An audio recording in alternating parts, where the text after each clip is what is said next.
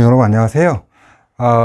제 비문학 첫 번째 컬이 비도건 베이스 OT입니다.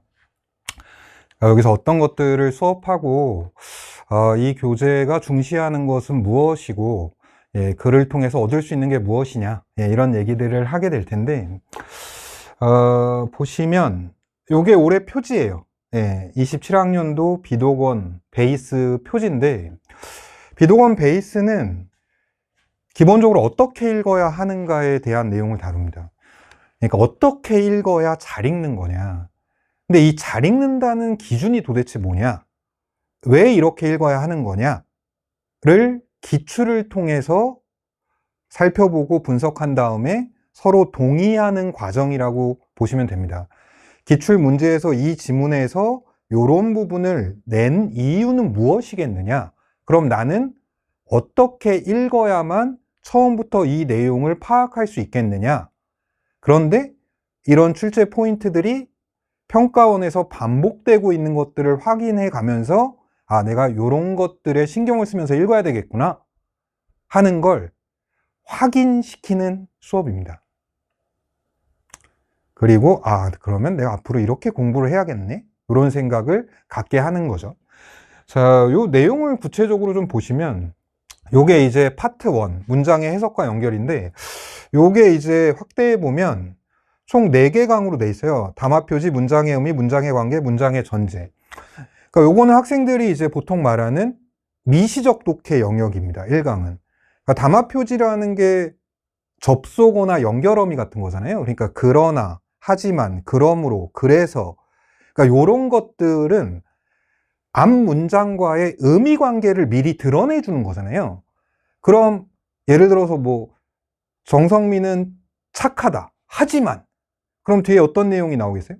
정성민에 대한 비판적 시각이 나오겠죠. 기본적으로 그 시각을 갖는 게 왜 중요한지, 그게 평가원 글들에서 어떻게 적용이 되고 어떤 것들을 파악할 수 있게 하는지를 다루는 게 이제 이 담화표지죠. 그리고 그게 어떻게 문제로 연결이 되는지. 그럼 나는 앞으로 담화표지를 신경 쓰면서 읽어야 하겠구나. 그러니까 잘 읽으려면 어떻게 읽어야 되느냐. 요게 이제 첫 번째 파트고, 두 번째 파트는 정보의 관계성 파악인데 요게 이제 여러분들이 보통 얘기하는 거시적 독해입니다. 요것도 요거 3강으로 되어 있는데 이제 확대를 해보면 1강 차이점과 공통점, 2강 인과와 정비례 반비례, 3강 모순입니다. 여기서 제일 중요한 건 차이점과 공통점이죠. 그러니까 보통 수능 지문에서 다루는 설명 대상은 3개 이상 잘 안 넘어가요. 하나만 다루는 지문들도 있고요.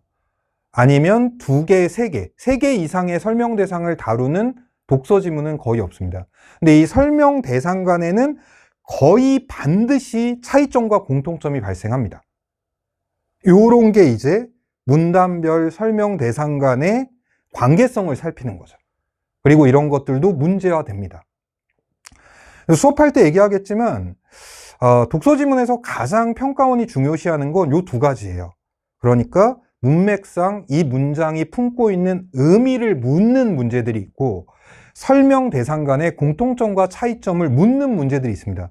사실 이 2개가 가장 중요하고 거의 모든 문제의 90% 이상을 차지합니다.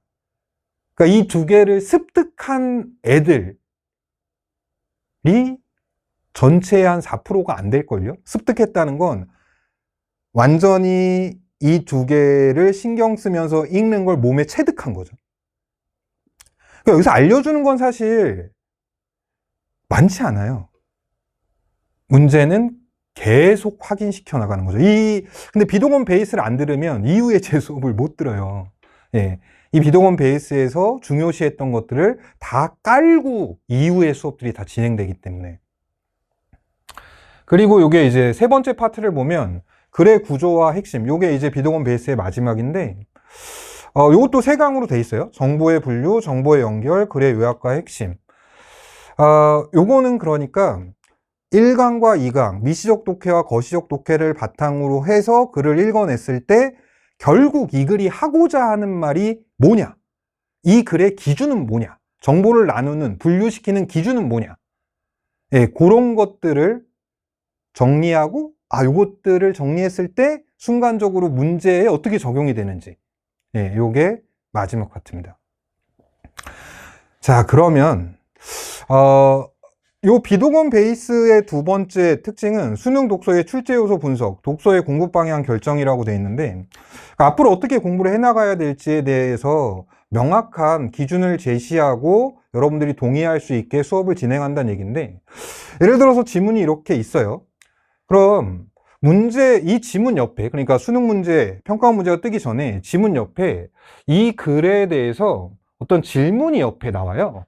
예를 들어서 뭐 이런 거죠. 이 글에서 기억, 니은, 가나다를 두 분류로 분류하고 이 중 사이버 폭력에 대해 더 강력한 처벌 의지를 보이는 쪽을 선택하시오.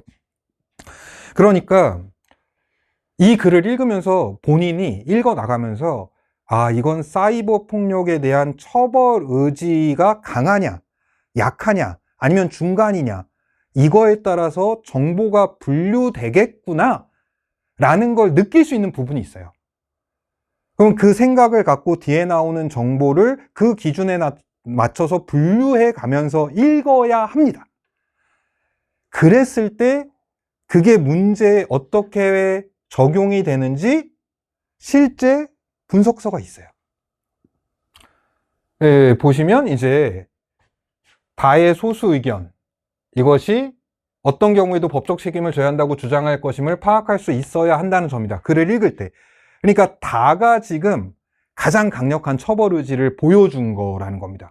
그럼 가와 나와 관련해서 보기에 가, 나의 실제 사례가 나왔는데 얘는 다보다는 처벌 의지가 약할 텐데 하고 보기를 들어갈 수 있어야 되는 거죠. 그리고 그 시각으로 요 보기를 해석을 해내야 되는 거고, 그 해석 과정 당연히 수업하고 분석서에도 있습니다. 그랬을 때 문제가 어떻게 풀리는지. 그래서 지문부터 문제까지 왜 이 사고들이 중요한지, 왜 글을 그렇게 봐야만 하는 건지, 그렇게 보려면 어떤 것들을 본인이 놓치지 말아야 하는지, 이런 것들을 확인하고 공감할 수 있는 수업입니다. 이런 것뿐만이 아니라 여기 보시면 세 번째 특징으로 비도건 베이스 피드백 교재라고 되어 있는데, 그러니까 제 독서커리의 모든 교재에는 피드백 교재가 있어요. 이 피드백 교재가 어떤 거냐, 이게 실제로 보시면 이게 본교재예요. 본교재고 이 본교재에 딸려 있는 피드백 교재인데, 본교재가 한 150페이지 정도 되면 이 피드백 교재 두께가 엄청나요. 이게 300페이지 무조건 넘어요. 거의 350페이지 가까이 되거든요. 이게 되게 두꺼워요. 근데 얘는 그러니까 한마디로 제 수업 내용이 전부 다 적혀 있다고 생각하시면 됩니다. 이 피드백 교재, 여기서 일단 수업을 통해서 그 지문을 다루고 이 피드백 교재의 그 순서에 맞게 그 글의 분석서가 들어가요. 본교재에는 문제가, 그 지문 세트의 문제가 전부 다 들어가 있진 않아요. 그 강좌의 핵심 내용에 맞게 중요 문제만 들어가 있는데, 이 피드백 교재에는 모든 지문과 문제가 다 나오고요. 요게 이제 작년 평가원에 나왔던 지각보호와 지문이라는 건데, 요거 보시면 보이시나? 기술 지문은 목적과 설명 대상 간의 공차가 중요하다 이렇게 적혀 있는데, 공통점과 차이점, 특히 기술 지문에서는 그러니까 기술 지문이 기술이 여러 개가 제시되는 경우가 있어요. 기술 지문은요, 문제 상황이 발생을 해요. 근데 이 문제를 해결을 하려고 하죠. 그게 기술이니까. 근데 이 문제를 해결하는 기술이 하나만 나올 땐 드물고 두 개, 많으면 세 개. 근데 요즘엔 보통 두 개가 나와요. 그럼 이 기술, 서로 같은 문제를 해결하려는 기술인데 이 기술이 두 개 이상이 제시되면 기술 간의 공통점과 차이점은 발생할 수밖에 없고 무조건 그건 출제를 합니다. 그러면 내가 요런 걸 알고 기술 지문을 읽을 땐 요렇게 접근을 해야 되겠구나 하는 전체적인 얘기를 먼저 얘기를 한 다음에, 그리고 이제 분석이 들어갑니다. 이건 그러니까 지문의 한 문장을 읽었을 때의 그 사고 과정이 팩트의 성립 이유, 의심, 왜 이런 의심이 생기는 거냐, 의심이 발생하는 이유는 뭐냐, 그리고 정성스레 팁이 들어갑니다. 저 팁은 읽어보시면 알겠지만 요 내용을 바탕으로 해서 일반화 시켜서 그럼 내가 글을 읽을 때 어떤 태도를 가져야 하는지에 대해서 정리를 해 놓은 거라고 보시면 됩니다. 그래서 이거 수업을 듣는 게 대단히 중요하고요. 수업을 듣고 나서 이 피드백 교재를 통해서 같은 지문을 갖고 수업의 사고 흐름을 본인이 이제 재생을 하는 거죠. 여기선 이런 사고가 발생해야만 하겠구나. 근데 해야만 한다는 게 제가 강요하는 게 아니라 그 문맥에서는 그럴 수밖에 없다는 거죠. 그런데 이제 본인이 그거가 맞는 건지 이 피드백 교재에서 대단히 상세하게 그 사고 과정이 전부 다 적혀 있기 때문에 다시 한번 복습하고 그 글 읽는 방법을 체화하는 거에 있어서 상당히 효율성을 높일 수 있습니다. 피드백 교재는 반드시 꼭 활용을 하셔야 됩니다. 그래서 이렇게 구성이 되어 있고요. 그리고 이게 물론 제가 이제 제 수업에서 비도건 베이스가 있고 비도건 어드밴스가 나눠져 있어요. 근데 첫 번째 시작이 베이스고 비도건 어드밴스는 글을 잘 읽는 방법보다는, 물론 잘 읽는 방법을 얘기하는데 잘 못 읽었을 때 어떻게 보면 플랜 B죠. 그럴 수도 있죠. 지문 난이도가 너무 높거나 그날따라 어떤 글이 잘 읽히지 않았을 때 어떻게 문제는 맞출 수 있는지, 그 부분을 이제 집중적으로 하는 게 비도건 어드밴스입니다. 그래서 베이스와 어드밴스의 차이, 베이스는 잘 읽는 방법을 가르치는 거고 어드밴스는 잘 읽는 방법 여전히 유지는 하지만 혹시나 잘 읽히지 않았을 땐 어떤 식으로 접근해 들어가야 되는지, 요게 쌍이니까 그 시작이 비도건 베이스다. 그렇게 생각하시면 됩니다. 근데 이제 비도건 베이스에도 이런 진술이 있죠. 분석서를 보면 막상 문제는 쉬울 수도 있다. 그러니 정신을 차려라. 이건 사실은 비도건 어드밴스에 해당하는 내용이죠. 글을 조금은 잘 읽지 못했더라도 어떻게 문제를 맞춰나가야 하느냐, 이런 것들도 분석서에 적혀 있습니다. 근데 베이스에서는 요 수업을 많이 하진 않아요. 왜? 솔직히 잘 읽는 게 먼저죠. 그러니까 잘 읽는 방법에 더 집중한 게 베이스 수업입니다. 그리고 요게 이제 분석서에 이 문제 선지에 대한 이 판단의 사고 과정이 들어가 있어요.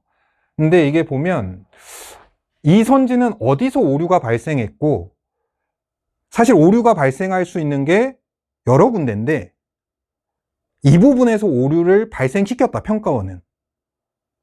그런데 그 오류가 판단이 어렵느냐, 어려울 수도 있고 어렵지 않을 수도 있죠. 그런 것들도 분석을 합니다. 그러면서 내가 글을 완벽히 장악하고 이해하지 못했더라도 이런 식으로 문제가 나온다면 포기하지 않고 풀어야 하겠구나. 그거 상당히 중요해요, 실전에서는. 글 잘못 읽었다고 당황하고 이런 건 준비가 안 되는 수험생입니다. 본인이 충분히 공부를 하고 했는데도 그 글이 잘 안 읽혔다면 옆에 있는 대부분의 학생들도 어려운 글입니다. 그런데 이런 공부까지 했다면 당황하지 않죠. 문제는 맞출 수 있다는 그 마인드를 갖게 되니까. 요게 비도건 베이스입니다. 그래서 요거는 뭐 제 슬로건이고요. 여러분들 비도건 베이스가 말 그대로 베이스예요. 그러니까 당연히 독서를 잘 하려면 잘 읽는 게 기본이죠. 그래서 잘 읽는 게 이제 단순히 어떻게 읽어야 하느냐, 이거를 제가 강요하는 게 아니라 기출 문제를 통해서 문제까지 보면서 이런 부분들에 대한 출제가 이루어지고 있으니까 글을 읽을 때는 이런 거에 집중을 하고 관심을 갖고 이런 사고를 할 줄 알아야 된다 하는 걸 끊임없이 확인시키고 공감하고, 그래야만 앞으로의 제 독서 수업을 계속 들어볼 수 있습니다. 사실 가장 중요한 수업이긴 하죠. 잘 읽는 게 먼저니까. 네, 그러면 여러분들 이동원 베이스 수업